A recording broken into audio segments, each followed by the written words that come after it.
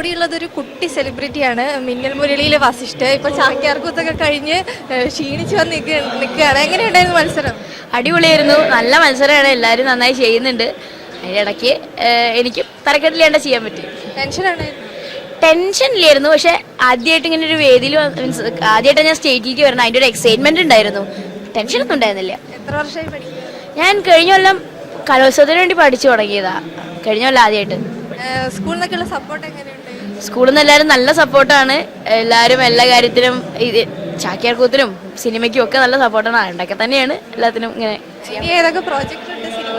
ഒന്ന് ബസൂക്ക, അത് മമ്മൂട്ടി അവിടെ ഉള്ളത്, പിന്നെ കോപ്പങ്കിൾ, അതിൽ ഞാനും ധ്യാൻ ശ്രീനിവാസൻ അവൻ ത്രൂ ഔട്ടുള്ളതാണ്. ഇനി അടുത്ത കലോത്സവത്തിലും പ്രതീക്ഷിക്കാമോ? ഓ, എന്തായാലും ഞാൻ വരും. എനിക്ക് എന്തായാലും ഇത് അടിപൊളി ഇഷ്ടമായി, അപ്പോൾ ഞാൻ ഇനി ട്രൈ ചെയ്യും എന്തായാലും അടുത്ത കൊല്ലം. കപ്പടിക്കുന്നുള്ള പ്രതീക്ഷ?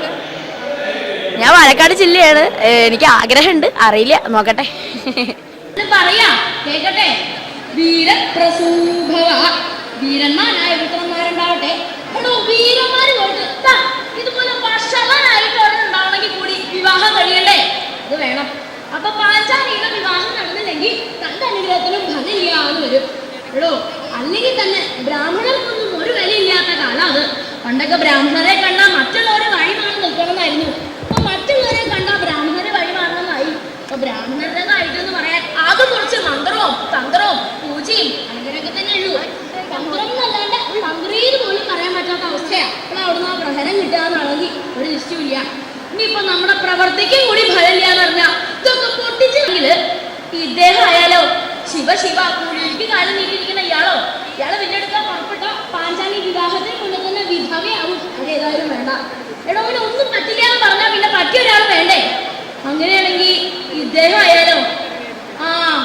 എടോ, അതാ ഒരു പൊണ്ണെന്നിരിക്കുന്നു, ആളെ കൊണ്ട് സാധിക്കില്ലേ? അവര് കണ്ടത് ബ്രാഹ്മണർക്കിടയിൽ ബ്രാഹ്മണ വേഷധാരിയായിട്ടിരിക്കണ ഭീമസേനയായിരുന്നു. കാണാൻ പാകത്തിനുണ്ടല്ലോ ആ ശരീരം. ഭീമസേനാന്ന് പറഞ്ഞിട്ടല്ല, ഏതോ ഒരു പൊണ്ണൻ, അത്ര ഒരു കണക്കാക്കിയിട്ടുള്ളൂ. അവർ അദ്ദേഹത്തിന്റെ അടുത്തേക്ക് പുറപ്പെട്ടു. അല്ലേ പൊണ്ണ ബ്രാഹ്മണൻ ഇവിടുത്തെ കാര്യങ്ങളൊക്കെ മനസ്സിലാക്കിണ്ടാവും ഇല്ലേ? നമ്മളിപ്പോൾ നിൽക്കുന്നത് മിന്നൽ മുരളിയിലെ കൊച്ചു സെലിബ്രിറ്റിയായ വശിഷ്ഠിൻ്റെ അമ്മയുടെ കൂടെയാണ്. നമുക്ക് കൂടുതൽ വിശേഷങ്ങൾ ചോദിച്ചറിയാം. മോൻ എത്ര വർഷമായി ഇത് പഠിക്കുന്നു? ചാക്യാർകൂത്ത് രണ്ടാമത്തെ വർഷമാണ്. അപ്പോൾ മറ്റേതിലും പ്രോത്സാഹിപ്പിക്കാതെ ചാക്യാർകൂത്തിനെ ഇതാക്കാൻ എന്താണ് കാരണം? ചാക്യാർകൂത്തിൽ സത്യം പറഞ്ഞാൽ സ്കൂളിൽ കഴിഞ്ഞ വർഷം ചെയ്യാൻ നമുക്ക് പെട്ടെന്നൊരു കുട്ടിയെ കിട്ടാത്തതുകൊണ്ട്, ഞാൻ ആ സ്കൂളിൽ തന്നെ അധ്യാപികയാണ്. അപ്പോൾ കിട്ടാത്തതുകൊണ്ട് ശരി കുറച്ച് വേഗത്തിൽ പഠിക്കണം എന്ന് പറഞ്ഞ് ഇവനെ തന്നെ വിട്ടതാണ്. പക്ഷേ വിട്ട് കഴിഞ്ഞതിന് ശേഷം ഇപ്പോൾ അതൊരു മത്സരത്തിന് വേണ്ടി പഠിക്കുകയല്ലാതെ അമ്പലങ്ങളിലൊക്കെ ചെയ്യുന്ന പോലെ പ്രോഗ്രാമായിട്ട് ഇനി അത് മുന്നോട്ട് കൊണ്ടുപോകണം എന്ന് തോന്നുക. കാരണം ചാക്യാർകൂത്താകുമ്പോൾ ഭാഷാശുദ്ധി വളരെ പ്രധാനമാണ്. അപ്പോൾ വസ്തു അത് കുട്ടിക്കാലം മുതലേ ഞങ്ങളിങ്ങനെ ശ്രദ്ധിച്ചു കൊണ്ടുവരുന്നതാണ്. അപ്പോൾ ഭാഷയിലും ഒരുപാട് അവനെ കുറേ ഭംഗിയായിട്ട് പ്രൊനൗൺസ് ചെയ്യാനും, പിന്നെ ഒരുപാട് പഴയ കഥകളെ കുറിച്ചിട്ട് ഒരു 20 മിനിറ്റ് വേണ്ടി പഠിക്കുമ്പോൾ ഒരുപാട് അറിവും, അങ്ങനെ ബുദ്ധിപരമായിട്ട് ഇത് വളരെ സ്വാധീനിക്കുന്ന ഒരു ഐറ്റമാണെന്ന് ഇപ്പോൾ തോന്നുന്നു. അപ്പോൾ ഇതന്നെ ഇനിയും ചെയ്യിപ്പിക്കണം. വരുന്ന കൊല്ലങ്ങളിലും പഠിച്ചു കഴിഞ്ഞാലും ഇതൊരു പ്രൊഫഷണലി ചെയ്യാൻ പറ്റുമെന്ന് നോക്കണം എന്ന് വിചാരിക്കുക. ഇപ്പോൾ വേറെ ഏതെങ്കിലും പ്രോഗ്രാമിനുണ്ടോ? ഇല്ല, നാടകത്തിനും ദേശഭക്തി ഗാനത്തിനും ഉണ്ടായിരുന്നു, പക്ഷെ ജില്ലയിൽ നിന്ന് സ്റ്റേറ്റിലേക്ക് വന്നിട്ടില്ല. ഇവിടെ ചാക്യാർകൂത്ത് മാത്രമേ ഉള്ളൂ. ആൾക്കിത് ഭയങ്കര താല്പര്യമാണോ?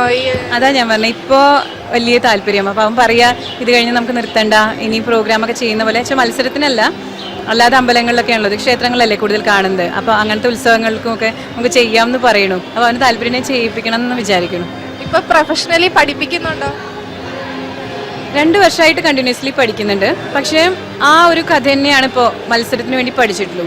അപ്പോൾ ഇപ്പം എന്താ വെച്ചാൽ സ്കൂളിലെ തിരക്കും ഷൂട്ടും കഴിഞ്ഞ് നമുക്ക് കുറച്ച് സമയമല്ലേ കിട്ടുള്ളൂ. അപ്പോൾ പുതിയ കഥകൾ വരും വർഷങ്ങളിൽ പഠിപ്പിക്കണം. പുതിയ ഓഫറൊക്കെ വരുന്നുണ്ടോ സിനിമയിൽ? 2 സിനിമ ഇറങ്ങാൻ ഇരിക്കുന്നുണ്ട്. അതിനുശേഷം നെറ്റ്ഫ്ലിക്സിൻ്റെ ഒരു പുതിയ നല്ലൊരു പ്രൊജക്റ്റ് വന്നിട്ടുണ്ട്. അപ്പോൾ അത് ഷൂട്ടൊക്കെ നെക്സ്റ്റ് മന്തിലേ തുടങ്ങുന്നുള്ളൂ. അതാണ് പുതിയ പ്രൊജക്റ്റ്. എങ്ങനെയാണ് സിനിമയിലേക്ക് എത്തിയത്?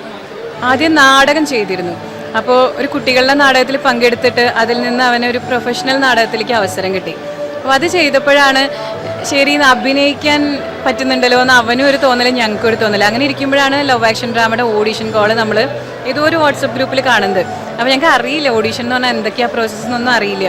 ശരി ഇവനെ നിർബന്ധം പോയാലോ എന്ന്, അതൊരു 7 വയസ്സിലാണ്. അപ്പോൾ കൊണ്ടുപോയി നോക്കി. അങ്ങനെ ലവ് ആക്ഷൻ ഡ്രാമ കിട്ടി. അതിൽ അജു വർഗീസിൻ്റെ കുട്ടിക്കാലം ചെയ്തു, കുടുക്ക് പൊട്ടിയ കുപ്പായം എന്നുള്ള ആ പാട്ട്. അതിൽ നിന്നാണ് പിന്നെ മിന്നൽ മുരളിക്കും ബാക്കിയുള്ള സിനിമകളിലേക്കും എത്തിയത്.